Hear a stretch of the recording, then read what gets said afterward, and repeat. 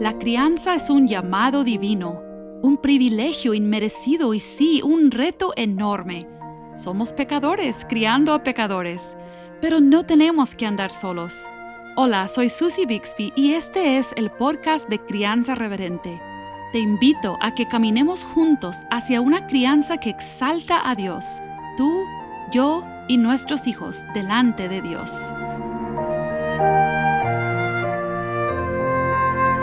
Es fácil olvidar que criar en un mundo roto es ser padres pecadores criando a pecadores. El episodio 10 de Crianza Reverente trata con el hecho de que nuestros hijos de todas las edades van a pecar, pero especialmente en la adolescencia, cuando quisiéramos pensar que ya están creciendo y madurando, suele brotar el pecado en nuevas, entre comillas, maneras. Esto saca de onda a muchos padres y provoca pánico o quizás desánimo, pero no tiene que ser así.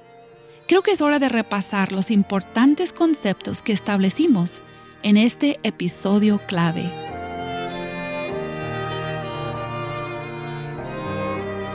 No recuerdo exactamente qué edad tenían mis hijos cuando por primera vez empecé a entender la realidad de que la crianza siempre implicaría tratar con el pecado. No sé por qué tardé tanto en darme cuenta de algo así, cuando yo ya sabía que la vida cristiana es así. Siempre ser seguidor de Cristo requiere tratar con pecado. Y el pecado no va a desaparecer antes de que Cristo venga por nosotros. O sea, mientras vivimos aquí en la tierra, vamos a estar tratando con el pecado.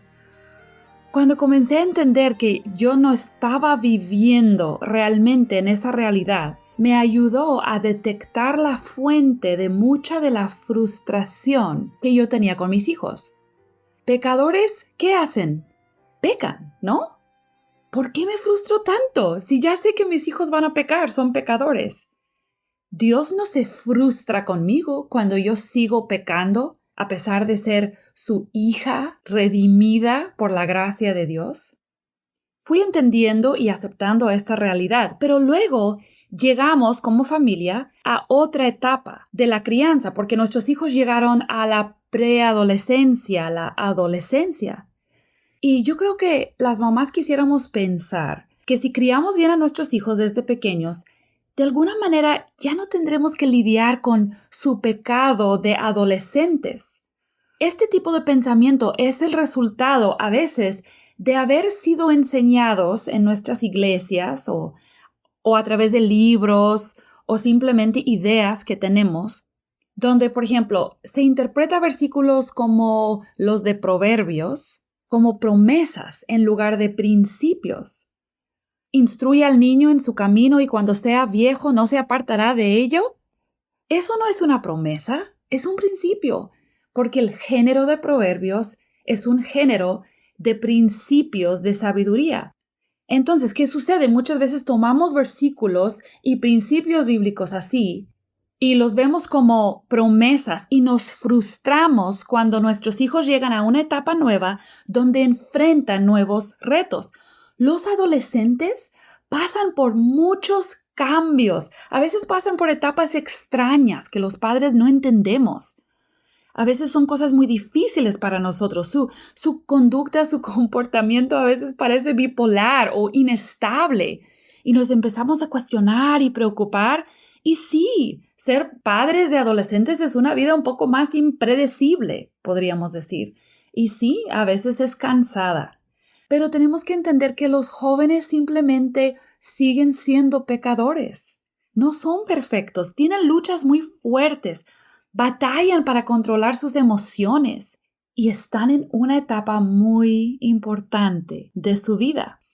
¿Sabes qué? Hay un discipulado que tiene que ocurrir en un hogar entre los padres y los hijos. Y debe ser extenso este discipulado.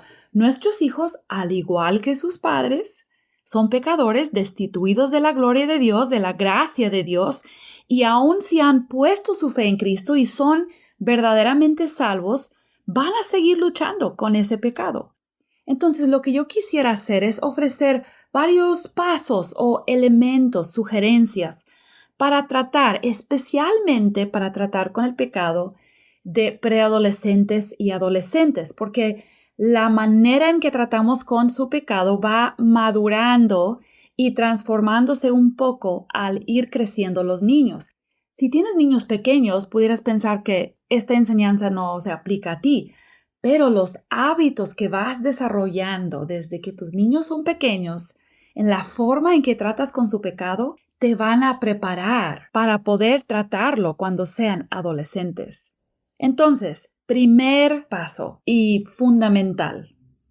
Reconoce habitualmente tus fallas delante de tus hijos.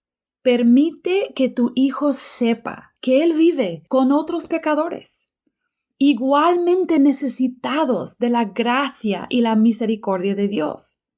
Porque, ¿qué sucede cuando queremos tratar un pecado? El primer paso para tener victoria sobre cualquier pecado es reconocer que ese pecado existe. Entonces, si en mi hogar se respira un ambiente de confesión, de poder reconocer pecado, errores, las personas que ese hogar va a producir son personas que reconocen sus errores. Y hablando de reconocer errores, yo reconozco que este concepto o esta idea no lo aprendí al principio, o sea, no lo practiqué. Y apenas en estos años, desde que mis hijos son adolescentes, estoy reconociendo mi falta. Ojalá hubiera desarrollado este hábito desde que eran muy pequeños. Creo que hubo una generación de padres, quizás algunos de nosotros estuvimos en hogares así, donde nuestros padres fueron enseñados, o quizás no directamente enseñados, pero tenían la idea de que tú no debes reconocer tus errores delante de tus hijos. De hecho, que tus hijos deben pensar que tú eres casi perfecto. No demuestres ninguna debilidad, ninguna falla. Pero los resultados desastrosos de esas creencias se están viendo en las generaciones de jóvenes que abandonan a Dios y culpan en muchos casos a sus padres por ser hipócritas, cuando realmente yo creo en muchos casos los padres estaban haciendo lo que creían que era correcto. Una de las mejores maneras de preparar a tu hijo para enfrentar su propio pecado es dejarle saber que vive con otros pecadores necesitados diariamente de la gracia y misericordia de Dios. Debemos caminar al lado de nuestros hijos, sí en un rol de autoridad, pero autoridad misericordiosa y humilde. Contrario a lo que muchas veces sentimos, los padres no perdemos autoridad delante de nuestros hijos cuando estamos dispuestos a decir perdóname o yo también lucho con eso. El siguiente paso en este proceso o la siguiente sugerencia es involúcrate continuamente en su vida personal, electrónica y social. Tenemos como mamás que mantener un estado de alerta, de vigilancia, mostrando un interés genuino constantemente. Podemos hacer muchas preguntas sinceras sobre los amigos, las actividades. Debemos desear conocer sus gustos y sus sueños. Tómate el tiempo de conocer a las amistades de tus hijos, incluirlos, si puedes, en tus actividades familiares. Escucha con atención cómo tus hijos se expresan cuando te cuentan de sus experiencias, porque vas a detectar lo que realmente les emociona. Todo lo que salga de la boca de tu hijo es una ventana pequeña a lo que deleita su corazón. Y si nosotros podemos conocer los tesoros del corazón de nuestros hijos, vamos a poder detectar señales de idolatría, de pecado posible mucho antes de que llegue a un extremo. Por ejemplo, una lucha la podemos percibir antes de que llegue a ser una obsesión. Una relación, amistad dañina, la podemos detectar antes de que llegue a una relación inmoral. Pero ten mucho cuidado, Porque yo no estoy hablando, cuando yo digo que le hagas muchas preguntas, que estés alerta, yo no estoy hablando de tipo detective, investigación de crimen, mamá que anda por ahí como espía. No me estoy refiriendo a eso. Nota el uso de las palabras genuino, interés genuino, preguntas sinceras. Aquí está la clave. Tiene que existir un verdadero deseo de conocer a mis hijos, porque yo los amo y yo sé que Dios necesita obrar en ellos. Tenemos que reconocer que nuestros hijos van a pecar, que no nos va a gustar todo lo que vemos ahí. Y algunas de esas cosas que no nos gustan son simplemente cuestiones de preferencia. Tenemos que poder diferenciar entre preferencias personales mías y pecado que necesita ser confrontado. Entonces, si mis hijos quieren vestirse de cierta forma, peinarse de cierta forma, si tienen gustos de música u otras cosas con los que yo no estoy realmente de acuerdo, tengo que detenerme a preguntarme, ¿esto es una preferencia? ¿O realmente creo que mi hijo está participando en algo dañino o pecaminoso? El siguiente paso para tratar con el pecado de nuestros hijos es confronta patrones de pecado con gentileza y curiosidad. A veces sí, va a ser necesario tener sesiones y pláticas muy serias, a veces tensas, en las que confrontamos y corregimos. Pero sabes que en la vida normal diaria, ese tipo de conversación debe ser la excepción para ocasiones especiales. Lo que puede suceder diariamente en nuestro hogar es una constante comunicación que tiene la actitud de gentileza, de curiosidad sincera. Podemos indagar sobre algo que nos hizo ruido sin acusar, sin atacar. Y este es el problema. Muchas veces reaccionamos los papás porque algo no nos gusta y a veces porque algo nos da miedo. Atacamos y acusamos sin realmente escuchar primero. ¿Sabes que a veces como mamás confiamos mucho en nuestro famoso sexto sentido, ¿no? Es que yo ya sé qué está pensando, es que yo sé por qué hizo eso, es que yo sé qué intención tiene. Y la verdad es que muchas veces tenemos razón, pero no siempre. Y a veces tenemos que estar dispuestos a decir, bueno, voy a escuchar su versión. Voy a permitir que mi hija me explique, porque lo que yo estoy viendo como algo muy grave, puede ser que yo lo esté malentendiendo. Y aunque yo tenga razón, necesito dejar que él o ella se exprese abiertamente. Mostrar que quiero escuchar, no quiero atacar. No quiero acusar injustamente, porque el niño o el joven que es acusado injustamente se va a cerrar a la instrucción, se va a alejar de nosotros en lugar de acercarse.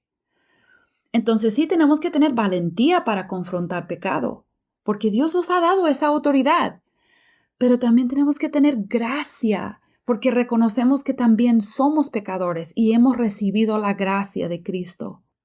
Cuando necesitas confrontar algo en la vida de tu hijo, trata de siempre empezar con una pregunta. Y no una pregunta acusatoria, una pregunta que sinceramente quiere saber qué pasó. Escucha, aunque sientas que te esté dando excusas, escúchale. Deja que se exprese. Muéstrale que tienes un deseo de confiar en él, pero a la misma vez tú sabes que él tiene un corazón engañoso. Recuérdale que él lo tiene, que tú también lo tienes, y que por esa razón nunca puedes confiar totalmente en él. Tú tienes una responsabilidad de pastorear ese corazón engañoso. No minimices su pecado, anímale a reconocerlo, síguele empujando con gracia y firmeza hasta que sí reconozca su pecado. A veces es necesario darle tiempo para que él pueda pensar y orar y llegar al punto de estar dispuesto a reconocerlo. Siguiente paso es: utiliza restricciones y disciplina que corresponden a la ofensa. La disciplina que Dios modela hacia sus hijos, en Hebreos 12, por ejemplo, siempre busca restauración y crecimiento. Su meta nunca es causar dolor solo por causar dolor. Eso es castigo. Debemos entender que nuestros hijos son adultos en entrenamiento, por lo que necesitan ser expuestos a la vida real, a las consecuencias reales. En la mayoría de los casos, es mejor permitir que mi hijo sufra las consecuencias naturales, quizás relacionales o civiles, de su pecado. Si robó, que trabaje para reponer. Si copió en un examen, que pague el precio académico sin que mamá esté ahí reclamando. Si abusó de sus privilegios de celular o de horario, bueno, que sufra la pérdida de esos privilegios por cierto tiempo. En ocasiones vamos a detectar ciertas cosas, quizás una relación o un hábito, que amenaza el bienestar emocional y espiritual de uno de nuestros hijos. Antes de que llegue a ser una crisis, algo grande, un pecado, trátalo abiertamente, humildemente con tu hijo. Intenta detectar si tu hijo o tu hija también reconoce esa amenaza, que sabe que es un peligro para él o para ella. Y luego, si tienen esa conversación, pueden juntos establecer protección. Cuando hacemos eso, estamos involucrando a nuestros hijos en las decisiones sobre la mejor manera de ayudarles y protegerles. Les animamos a que reconozcan su debilidad. Les preguntamos, ¿cómo crees tú que yo puedo ayudarte con esta lucha que tienes?